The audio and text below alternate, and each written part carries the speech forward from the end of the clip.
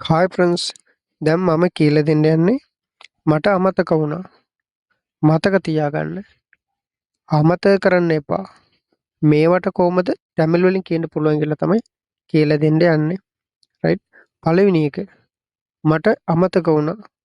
நான் மறந்துட்டேன். මට අමතක වුණා. நான் மறந்துட்டேன். දෙවෙනි එක මතක තියාගන්න. நினைவில் வைத்துக் கொள்ளுங்க. මතක තියාගන්න. நினைவில் வைத்துக் கொள்ளுங்க. එහෙම නැත්නම් ஞாபகத்தில் வைத்துக் கொள்ளுங்க. ஞாபகத்தில் வைத்துக் கொள்ளுங்க. තුන්වෙනි එක අමතක කරන්න එපා. மறந்துடாதீங்க. අමතක කරන්න එපා. மறந்துடாதீங்க. මරක வேண்டாම් කියලාත් කියන්න පුළුවන්. මරක வேண்டாම්. ඔයා තාම මගේ YouTube channel එක subscribe කරලා නැත්නම් subscribe කරලා bell button එක click කරන්න.